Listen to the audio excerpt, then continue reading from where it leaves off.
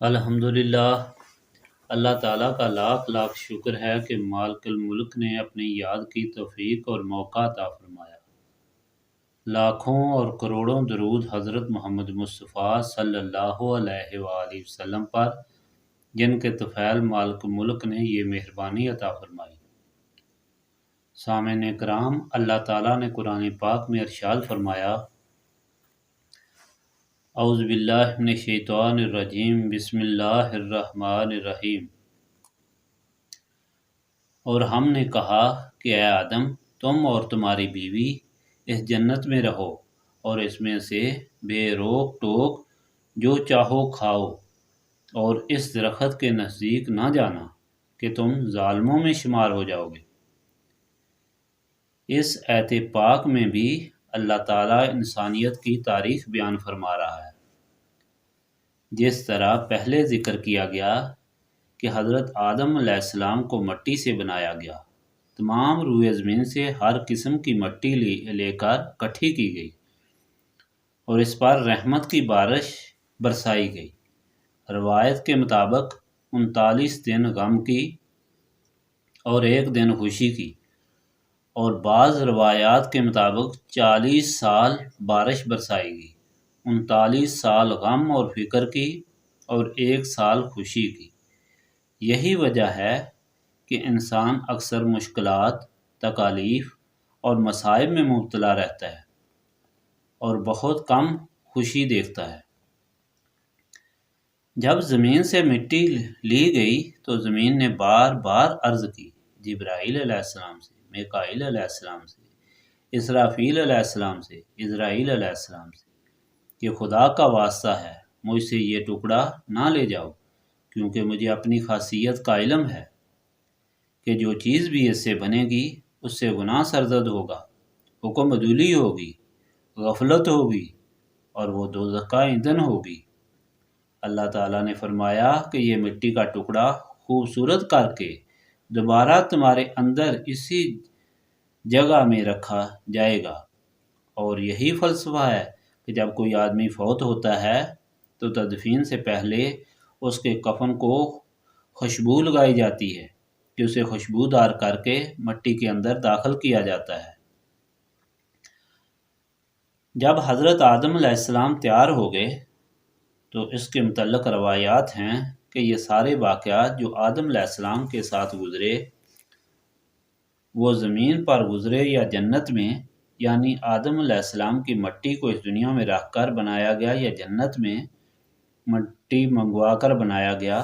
کبھی روایت یہی ہے کہ آدم علیہ السلام کی مٹی کو اس جگہ رکھا گیا جہاں آج کعبہ شریف ہے، اور جب آدم تیار ہو گئے تو انہیں علم سے بہرہ کر دیا گیا۔ فرشتوں پر حضرت آدم علیہ السلام کی حیثیت کو علم کے ذریعے مسلط اور ثابت کر دیا گیا، اور آدم کے سامنے اس پاک مخلوق کا سر جھکایا گیا۔ تو پھر یہ مرحلہ آ گیا کہ آدم کیا اس دنیا میں رہیں گے یا جنت میں؟ تو اللہ تعالیٰ نے آدم علیہ السلام کو جنت میں بلایا۔ حضرت عمر رضی اللہ تعالیٰ عنہ اور حضرت عبداللہ بن مسعود رضی اللہ تعالیٰ عنہ سے روایت ہے کہ آدم کو سنہری تاج پہنایا گیا اور تمام خلعتوں کے ساتھ مزین کر کے فرشتوں کے ایک جلوس کے ساتھ جنت میں لے جایا گیا، اور جب وہاں گئے تو حکم ہوا کہ اب تم یہاں رہو اور تمہاری بیوی بھی یہاں رہے۔ وہ بیوی کہاں سے آئی؟ اس کے لیے بھی کبھی روایت یہی ہے کہ جب آدم تیار ہو گئے، روح داخل ہو گئی اور روح نے دیکھا کہ ساری کائنات اس کے لیے ہے لیکن اس کے باوجود اکیلی ہے۔ انہوں نے یہ اکیلا پن محسوس کیا کیونکہ وہ انسان تھے، اور انسان کی یہ خاصیت ہے کہ یعنی محبت سے وہ ہمیشہ اپنا ہم نشین چاہتا ہے، تو اللہ تعالیٰ نے اس پر نیند غالب کر دی، اور نیند میں ان کی پسلی سے ایک ٹکڑا لے کر حضرت مائی حوا کو بنایا گیا اور وہاں دوبارہ گوشت بھر دیا گیا۔ حضرت حوا کو حوا کیوں کہا جاتا ہے؟ آپ کا نام یہ کیوں رکھا گیا؟ فرشتوں نے حضرت آدم سے پوچھا تو آدم نے بتایا کہ چونکہ زندہ انسان سے پیدا کی گئی ہے اس لیے اس کو ہوا کہا جاتا ہے، کیونکہ ہوا ہی سے ہے یعنی زندہ۔ اس کا دوسرا مطلب یہ ہے کہ ہر زندہ انسان کی ماں جو بھی دنیا میں آئے اس کی ماں مائی ہوا کا پیدا ہونا بھی دو وجوہات سے تھا۔ پہلی وجہ یہ تھی کہ حضرت آدم علیہ السلام کا جو اکیلا پن تھا اسے دور کرنا تھا، دل کی تسکین کا سبب بنانا تھا۔ دوسری بات یہ تھی کہ ان کے ذریعے نسل انسانی کو دنیا میں پھیلانا تھا اور تخلیق انسانیت کے مقصد کو پورا کرنا تھا۔ حضرت مائی ہوا بھی تیار ہو گئیں تو ان کو بھی جنت میں بلایا گیا اور حکم ہوا کہ اب تم دونوں یہاں ٹھہرو، یہ تمہارا ٹھکانہ ہے، اور یہ حکم دے دیا گیا کہ اس میں جو کچھ ہے یہ سب تمہارے لیے ہے، جہاں سے چاہو کھاؤ۔ جنت کی تعریفیں مختلف آیات میں آئی ہیں، وہ ایک ایسی عظیم جگہ ہے کہ جس کا بیان ناممکن ہے، صرف ایک تشبیہ دے کر ہی اس کی تعریف بیان کی جا سکتی ہے کہ وہاں نہ کوئی غم ہے نہ کوئی فکر ہے، وہاں کھانے والی ہر چیز موجود ہے، لیکن اس کی حقیقت بہت برتر اور اعلیٰ ہے۔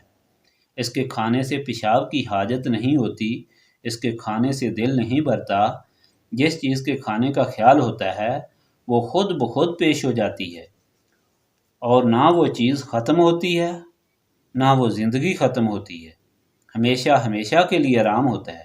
یہ اس قسم کا مقام ہے جہاں آرام اور عیش و عشرت ہی تھا، غم اور فکر نہیں تھا۔ وہاں آدم و حوا کو ٹھہرایا گیا اور ساتھ یہ پابندی لگا دی گئی کہ اس درخت کے نزدیک نہ جانا۔ وہ درخت کون سا تھا؟ اس کے متعلق بھی بہت سی روایات ہیں، لیکن قوی روایت یہی ہے کہ وہ گندم کا تھا۔ گندم کا دانہ جو درخت پر لگتا تھا وہ اونٹ کے گردے کے برابر تھا، وہ شہد کی طرح میٹھا اور مکھن کی طرح نرم تھا۔ اس کا عجیب ذائقہ تھا۔ اس پر پابندی کیوں لگا دی گئی؟ اس لیے کہ آدم علیہ السلام کو زمین میں ہی لے جانا تھا، کیونکہ اللہ تعالیٰ نے ان کو پیدا کرنے سے پہلے ہی فرما دیا تھا کہ میں زمین پر اپنا خلیفہ بنانا چاہتا ہوں، اور نسل انسانی کو بھی دنیا پر ہی پھیلانا تھا۔ پھر جنت میں لے جانے کا مقصد کیا تھا؟ جنت میں لے جانے کا مقصد حضرت آدم علیہ السلام کو جنت کی تمام نعمتوں سے واقف کرنا تھا، تاکہ جو نسل انسانی آدم علیہ السلام سے پیدا ہوگی ان کے ذہنوں میں اس کا عکس موجود رہے کہ جنت کتنی اعلیٰ اور برتر جگہ ہے، ہمیں پھر وہاں جانا چاہیے۔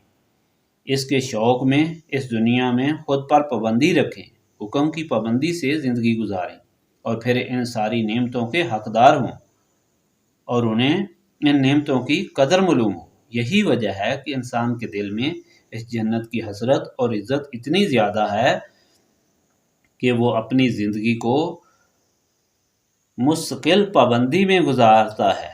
مثال کے طور پر روزے کو ہی لے لیں، سخت گرمی ہوتی ہے، زبردست پیاس ہوتی ہے، پانی پاس پڑا ہوا ہوتا ہے،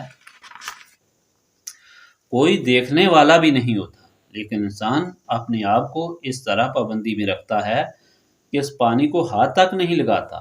اسے یہ یقین ہوتا ہے کہ ایک وقت ایسا آئے گا کہ اس پابندی کا مجھے بدلہ ملے گا، اور وہ اس تکلیف سے کئی گنا زیادہ ہوگا۔ میں ہمیشہ ہمیشہ کے لیے اس جنت کے باغ میں رہوں گا جہاں شہد اور دودھ کی نہریں بہتی ہیں، جہاں کسی قسم کی کوئی تکلیف نہ ہوگی۔ یہ میرے مالک الملک کا حکم ہے، جس نے میرے لیے اتنی نعمتیں بنائی ہیں، جس نے سب کچھ مجھے یہاں دیا اور اتنی نعمتیں میرے لیے وہاں بنا کر رکھی ہیں، تو اس کے حکم کے مطابق میں یہ تھوڑی سی تکلیف کیوں نہ اٹھاؤں۔ دوسری حکمت یہ بھی تھی کہ حضرت مائی حوا کو جنت میں تمام چیزیں دکھا دی گئی اور سلیقہ سکھایا گیا کہ کس طرح گھروں کو صاف کیا جاتا ہے، کس طرح گھروں کو آباد کیا جاتا ہے، کس طرح خوبصورت لباس ہوتا ہے، ہر چیز کو کس طرح کرینے سے رکھا جاتا ہے اور استعمال کیا جاتا ہے۔ پابندی لگانے کا یہ مقصد تھا کہ جب تک انسان اپنے آپ پر پابندی عائد نہ کرے وہ مکمل انسان نہیں بن سکتا۔ زندگی کا اگر مطالعہ کیا جائے تو وہی زندگی صحیح ہوتی ہے جو ضوابط اور قانون کے مطابق ہو۔ اس کا سب سے بڑا ثبوت یہ ہے کہ انسان کی زندگی اور حیوان کی زندگی کا موازنہ کر کے دیکھیں کہ انسانی زندگی کو حیوانی زندگی پر برتری ہے۔ اس کا ایک بہت بڑا سبب یہ بھی ہے کہ انسان کی زندگی ایک قانون کے تحت ہے اور حیوان کی زندگی بے اصولی پر ہے۔ اللہ تعالیٰ کی یہ ساری حکمتیں جن سے اللہ تعالیٰ نے حضرت آدم علیہ السلام کو بنایا، حضرت مائی حوا کو بنایا، پھر جنت میں لے جایا گیا اور جنت سے واپس زمین پر لایا گیا، انہیں اگر دیکھا جائے اور ساری تاریخ کا مطالعہ کیا جائے کہ اتنی حکمتیں اللہ تعالیٰ نے کیوں فرمائیں، تو انسان اللہ تعالیٰ کے اسی فرمان پر واپس آتا ہے کہ نبی پاک صلی اللہ علیہ وآلہ وسلم سے اللہ تعالیٰ نے فرمایا کہ اگر میں آپ صلی اللہ علیہ وآلہ وسلم کو پیدا نہ کرتا تو پوری کائنات پیدا نہ کرتا۔ یعنی یہ ساری حکمتیں، یہ ساری تخلیق، یہ ساری نعمتیں، یہ سب نبی پاک صلی اللہ علیہ وآلہ وسلم کے طفیل اور نبی پاک صلی اللہ علیہ وآلہ وسلم کے صدقے سے ہیں۔ حضرت مائی حوا کو بنا کر حضرت آدم کو دیا گیا۔ حضرت آدم نیند سے بیدار ہوئے تو اپنے پاس اتنی خوبصورت چیز دیکھ کر بہت خوش ہوئے اور حیران ہوئے۔ مائی حوا کو ہاتھ لگانا چاہا تو اللہ تعالیٰ نے حکم دیا کہ رک جاؤ، سب سے پہلے اس کا مہر ادا کرو۔ حضرت آدم علیہ السلام نے عرض کی، یا باری تعالیٰ، مہر کیا چیز ہے؟ حکم ہوا کہ اس کی قیمت، جو تم کو اتنا بڑا انعام دیا گیا ہے، اس کی قیمت ادا کرو۔ عرض کی، یا باری تعالیٰ، اس کی کیا قیمت ہے؟ فرمایا کہ 10 مرتبہ اسی محمد صلی اللہ علیہ وآلہ وسلم پر درود بھیجو جس کا نام تم نے عرش پر لکھا ہوا دیکھا تھا۔ یعنی تخلیق انسانی کی بنیاد بھی نسبت رسولی صلی اللہ علیہ وآلہ وسلم پر رکھی گئی۔ وہاں بھی نبی پاک صلی اللہ علیہ وآلہ وسلم سے ہر آدمی کی نسبت قائم کی گئی تاکہ جو شخص بھی دنیا میں آئے وہ نعمت کا حقدار اسی وقت ہو جب اس کی نسبت نبی پاک صلی اللہ علیہ وآلہ وسلم سے ہو۔ اگر حضور پاک صلی اللہ علیہ وآلہ وسلم کی غلامی نہ ہو اور حضور پاک صلی اللہ علیہ وآلہ وسلم سے نسبت قائم نہ ہو تو وہ کسی نعمت کا حقدار نہیں، کیونکہ جس کے لیے ساری کائنات بنائی گئی، جس کے طفیل یہ ساری نعمتیں انسان کو عطا کی گئی ہیں اور جس کے لیے انسان کو یہ شرف عطا کیا گیا، اگر اس کو انسان بھول جائے تو یہ اللہ تعالیٰ کے سامنے انسان کا سب سے بڑا جرم اور حکم عدولی ہے اور مالک الملک کی ناشکری ہے۔ اللہ تعالیٰ کی نعمتوں میں پہلی نعمت انسان کے لیے یہی ہے کہ وہ یہ سمجھے کہ کس کے لیے اللہ تعالیٰ نے سب کچھ بنایا ہے۔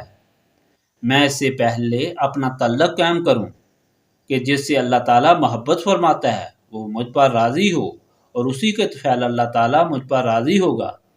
یہی وجہ ہے کہ اللہ تعالیٰ نے قرآن پاک میں ارشاد فرمایا کہ اے محمد صلی اللہ علیہ وآلہ وسلم، انہیں کہہ دے تم اگر اللہ تعالیٰ سے محبت کرتے ہو تو میری تابع داری کرو، اللہ تعالیٰ تم سے محبت فرمائے گا اور تمہارے سارے گناہ معاف فرمائے گا، اور اللہ تعالیٰ بخشنے والا نہایت رحم فرمانے والا ہے۔ اللہ تعالیٰ نے اپنے محبوب صلی اللہ علیہ وآلہ وسلم کی خاطر ساری کائنات کو پیدا فرمایا اور ساری کائنات کو انسان کے استعمال میں دیا۔ انسان پر اتنی زیادہ نعمتوں کی عطا اور مہربانی فرمائی۔ ان سب نعمتوں اور عطاؤں کا ذریعہ اور سبب نبی پاک صلی اللہ علیہ وآلہ وسلم کی ذات ہے، اس لیے ان کو استعمال کرنے کا صحیح اور جائز طریقہ یہی ہے اور اللہ تعالیٰ کو راضی کرنے کا طریقہ یہی ہے کہ نبی پاک صلی اللہ علیہ وآلہ وسلم کی غلامی اختیار کی جائے، حضور پاک صلی اللہ علیہ وآلہ وسلم سے نسبت قائم کی جائے تاکہ انسان صحیح انسان بن جائے۔ جب نبی پاک صلی اللہ علیہ وآلہ وسلم سے انسان کی نسبت قائم ہو جاتی ہے تو اسے سراج المنیر سے روشنی حاصل ہوتی ہے۔ اس سراج المنیر سے جو نبی پاک صلی اللہ علیہ وآلہ وسلم کی ذات پاک ہے۔